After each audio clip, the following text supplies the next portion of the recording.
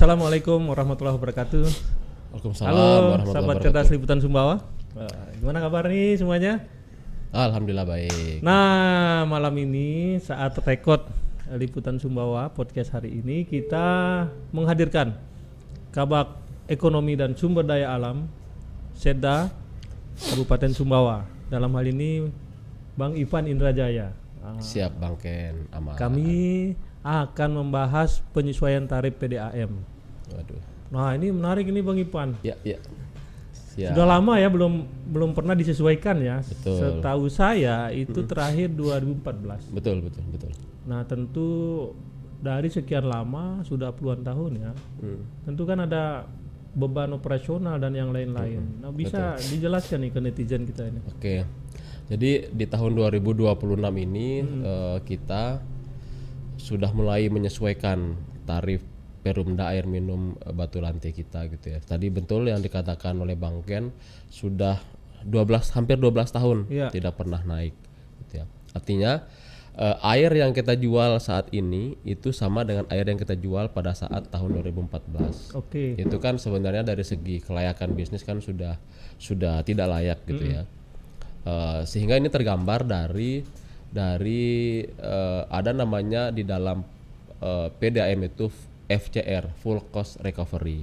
Biaya produksi air ya seharusnya sama dengan biaya jual. Minimal FCR itu sama dengan 0. Tapi yang terjadi saat ini di PDAM adalah biaya produksinya itu tinggi sementara biaya jualnya itu rendah. Nah, kalau dari segi bisnis ini kan bisnis yang nggak masuk akal, gila. Kok ada orang mau jualan barang dia produksi Rp1.000 tapi dia jual 500, kan nggak masuk akal. Belum lagi ada biaya-biaya operasional, biaya-biaya lainnya gitu. Itu salah satu alasan kenapa kita mulai tahun ini haruslah mencoba menaikkan tarif PDAM ini. Walaupun nanti ada alasan-alasan lain sebenarnya. Iya. Nah, itu kan dari sisi teknis ya. Kalau tidak salah pernah dibahas dengan Komisi 2 kan ya? Komisi DPRD 2. Sumbawa ya. Komisi 2 dengan pimpinan juga, pimpinan Gimana DPRD. tanggapan dari DPRD? Awalnya sih memang agak panik ya, mungkin agak khawatir juga gitu loh, karena melihat PDAM ini kan salah satu-satunya perusahaan yang mensupport air bersih di Kabupaten Sumbawa, air minum di Kabupaten Sumbawa. Kekhawatiran DPR hampir sama juga dengan beberapa kekhawatiran masyarakat mungkin secara umum. Pilihannya kan ada begini. Kita mau memperbaiki layanan dulu, baru tarif dinaikkan. Iya. Atau kita mau naikkan tarif dulu, baru pelayanan bisa kita perbaiki. Iya. Ini kan seperti mana duluan ayam dan telur ya. Iya. Apakah telur duluan atau ayam duluan?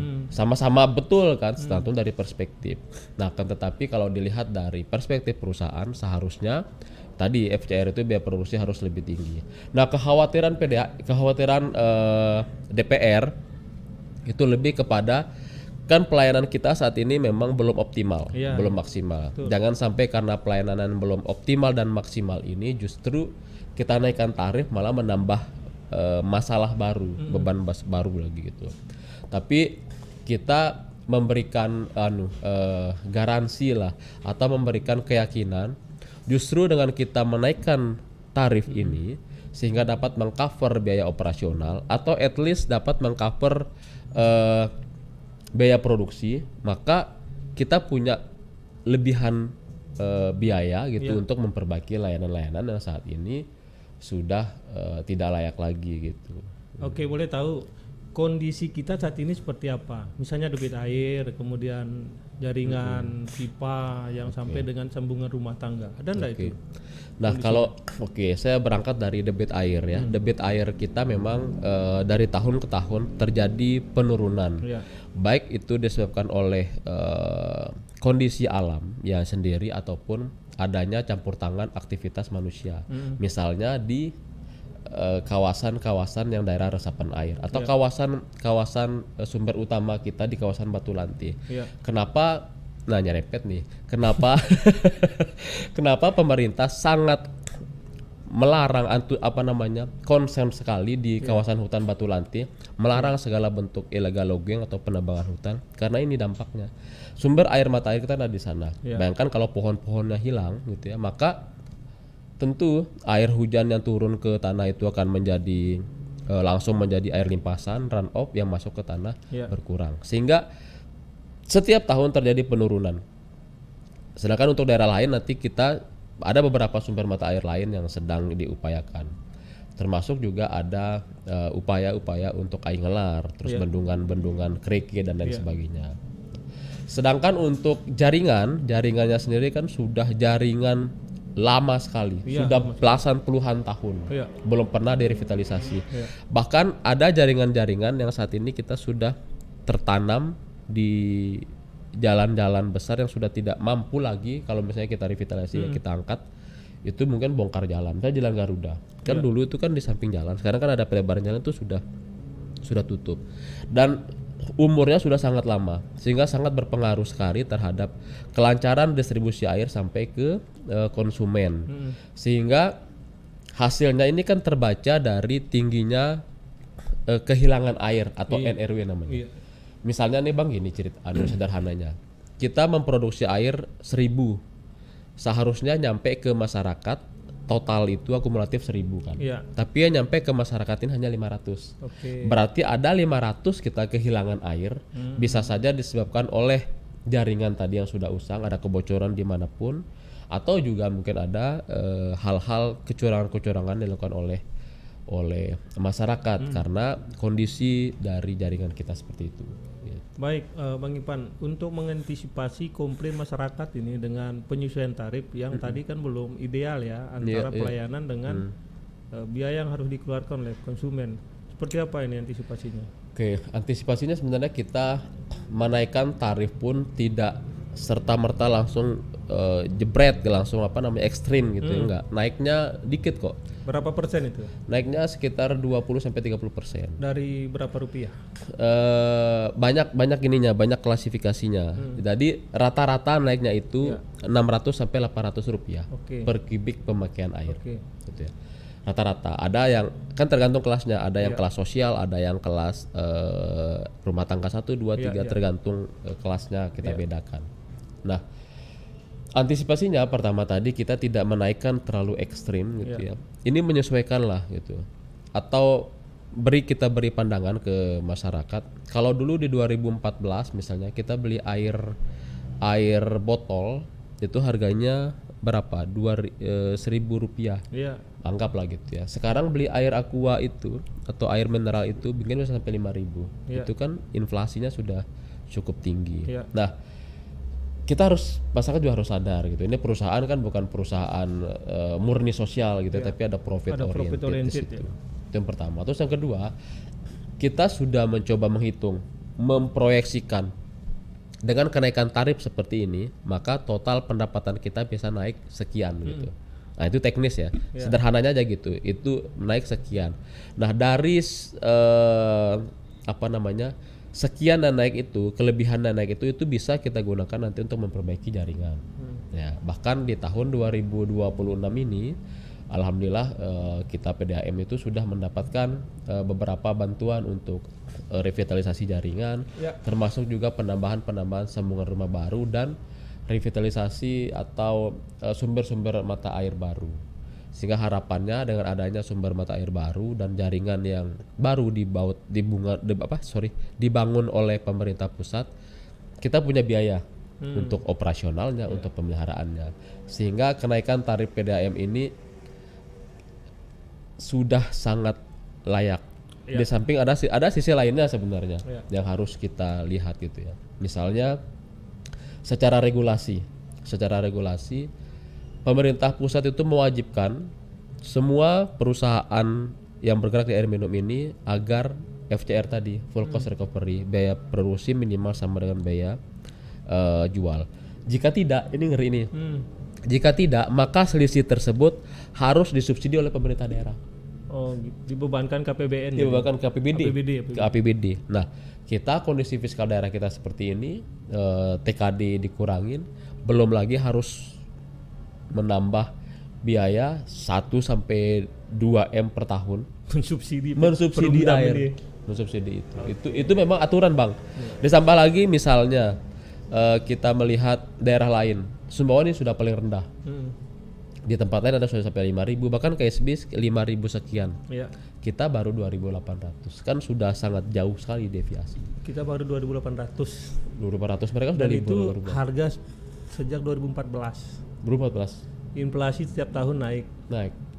Operasional tinggi. Operasional tinggi. Oke. Jadi Biaya-biaya belanja semua bahan kimia Iya. semua tinggi harga. Iya. Mm-mm.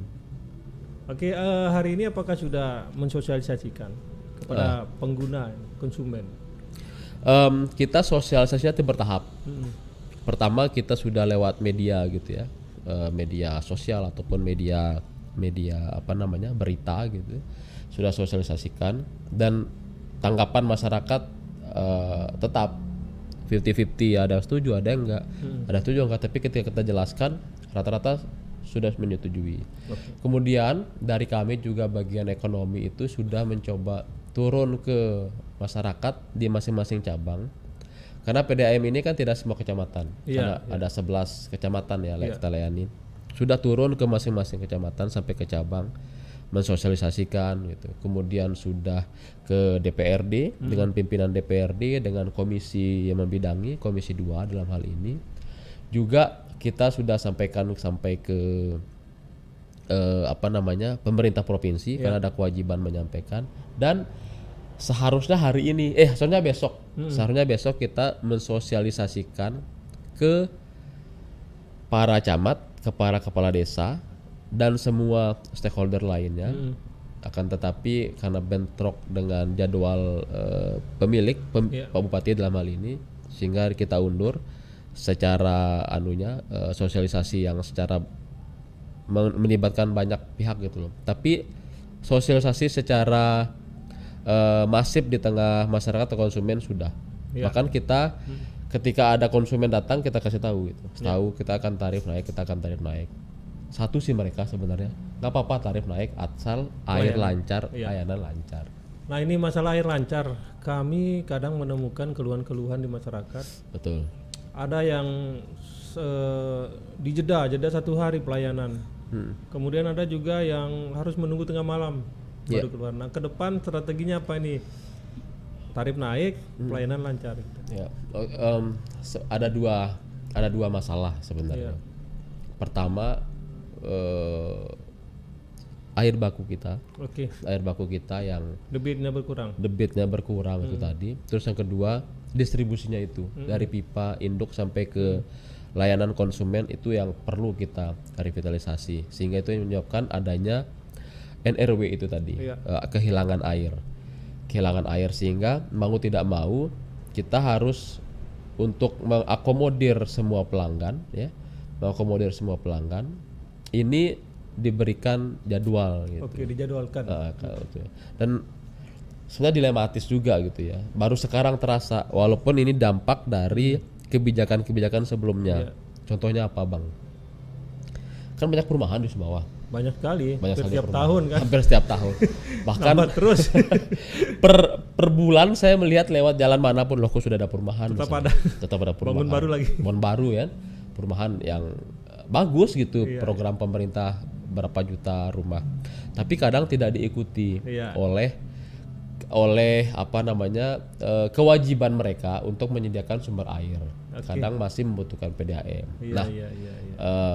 Hal ini sebenarnya sudah menjadi atensi pemerintah bahwa setiap pengembang perumahan baru itu wajib mereka menyediakan sumber air. Yang tidak hanya bergantung kepada PDAM. Yang ada saja ini sekarang ini sudah terseok-seok ditambah lagi dan kebutuhan mereka gitu. Iya. Belum lagi nanti kalau biasanya terjadi bencana banjir kan. Iya. Makin lama juga pelanggan dapat air. Betul. Di daerah-daerah ada di Empang, di Pelampang tuh. Iya. Pipa kita habis di bawah banjir kan. Banjir. Dan lokasinya cukup jauh. Tengah hutan. Di Alas misalnya tengah hutan. Di Marinti kan cukup jauh. Ini yang kendala-kendala yang dihadapi oleh PDAM. Kalau tadi saya pilih baik teknis ataupun non teknis. Ya. Saya kira cukup Bang Ipan ya. Kita sudah diskusi cukup teknis tentang penyesuaian tarif PDAM ini. Ya memang ada pro kontra Bang Ipan. Ya, pro kontra. Memang ada pro kontra, tapi memang kalau tidak dimulai kapan lagi kan? Kapan lagi? Dari 2014 sampai 2026. Tarifnya memang tapi operasional tetap setiap tahun tuh meningkat dan penggunanya juga tetap naik tiap tahun. Mungkin saya tambahkan. Jadi Bapak Ibu khalayak ramai masyarakat Sumbawa, dalam kesempatan ini mungkin saya mewakili PDAM dan pemerintah Kabupaten Sumbawa. Ini sebenarnya pilihan yang berat tapi harus dilakukan oleh pemerintah. Kita waktunya untuk menyesuaikan tarif PDAM kalau kita mau mendapatkan air yang lebih bagus, air yang lebih teratur, dan perusahaan daerah kita juga dapat performanya lebih bagus. Pertama, kita sudah 12 tahun tidak pernah menaikkan tarif, artinya bisnis apapun ya, dulu pisang goreng Rp500 sekarang sudah nggak ada Rp500. Terus yang kedua, ada kewajiban dari pemerintah pusat, kalau pemerintah daerah tidak menyesuaikan tarif maka harus disubsidi. Nah, daripada subsidi itu kita berikan untuk PDAM, lebih baik uang subsidi itu bisa kita alihkan untuk belanja-belanja prioritas daerah lainnya gitu. Selain itu, kami melihat bahwa kalau disubsidi terus-menerus, ada ketidakadilan misalnya.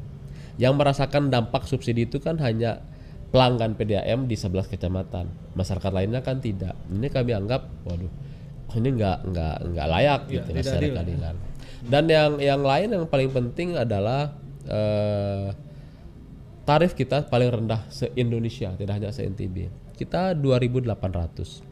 Yang paling rendah di NTB itu sudah di angka 4.000. Bahkan KSB pun saudara kita sudah 5.000. Apalagi di Lombok ya, apalagi di Indonesia lainnya. Dan karena kondisi keuangan APBN, fiskal negara ataupun fiskal daerah, TKD kita ya, transfer daerah itu turun, maka kita harus melakukan efisiensi, termasuk tadi belanja-belanja subsidi kepada PDAM pada khususnya.